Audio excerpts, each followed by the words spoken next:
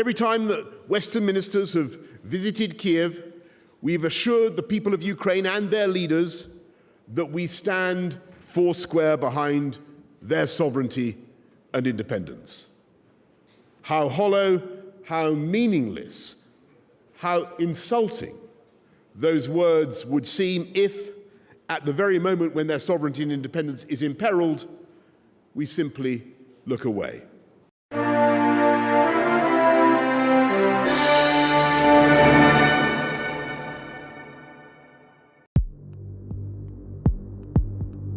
Russia's plan to invade Ukraine would lead to the largest conflict in Europe since the Second World War, the Prime Minister has warned. Boris Johnson said he wanted people to understand the sheer cost in human life that an incursion into Ukraine would bring, with casualties on both the Russian and Ukrainian sides, as he continued to urge Moscow to engage in peace talks.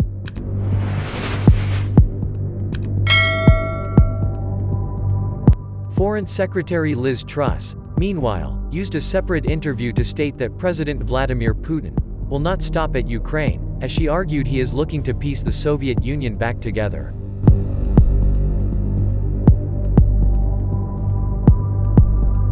The comments came as Ukraine's military said 2 soldiers died on Saturday as violence escalated in the east of the country between government forces and rebels.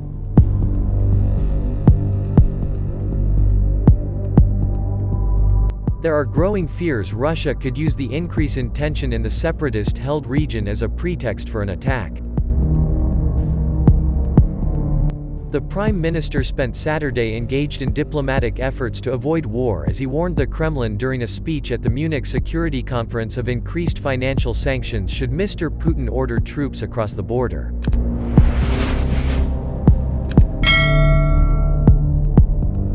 He also told broadcasters that he believed Mr. Putin's invasion plan was in motion, with the aggression in the Donbass region potentially a prelude to bigger action.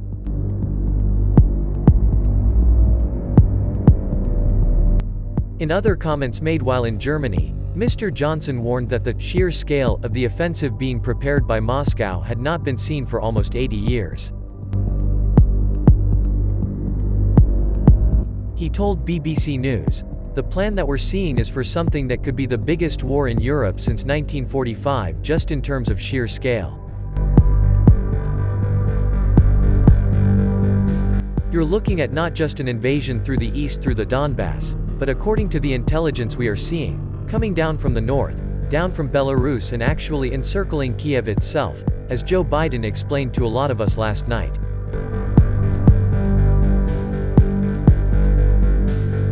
I think a lot of people need to understand the sheer cost in human life that could entail, not just for Ukrainians but for Russians.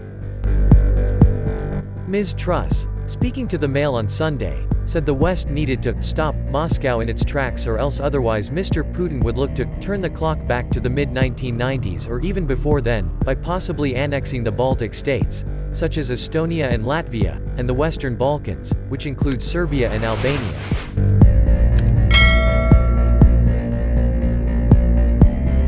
Meanwhile, Home Secretary Priti Patel warned that a conflict between Moscow and Kiev would not just be a foreign quarrel about which we know little.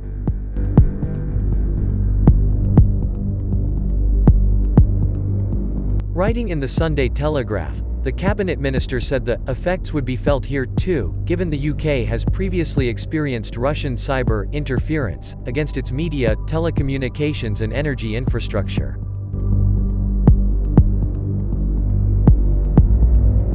Mr. Johnson held talks with a number of European leaders while in Bavaria, including meeting Ukrainian President Volodymyr Zelensky.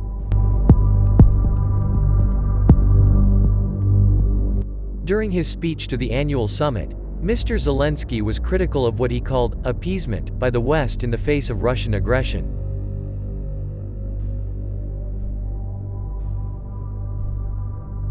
"We have the right to demand to move from the appeasement policy to ensuring the guarantees of security," he said, in a translation offered by the conference.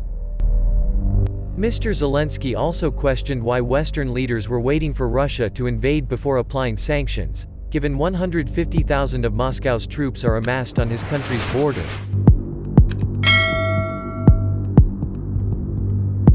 The criticism comes as anxiety in the West increases that mounting instability in the Donbass region in Ukraine's east.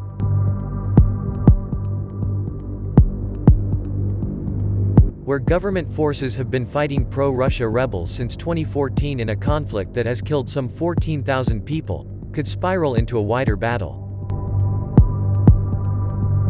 Rebel leaders announced a call to arms in the Donetsk and Luhansk region, while Ukraine's military said 2 soldiers were killed on Saturday in a government-held part of Donetsk. Top Ukrainian military officials also came under shelling attack during a tour of the conflict front, forcing them to flee to a bomb shelter. Mr. Putin and Alexander Lukashenko, the Belarus president and Moscow ally, spent Saturday watching Russian forces flex their military might during massive nuclear drills, which involved multiple practice missile launches.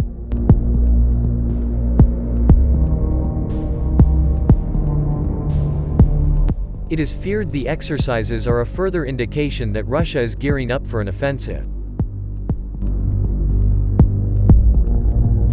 Thank you all for watching this video. Don't forget to like, comment if you like and subscribe to always update videos on this channel.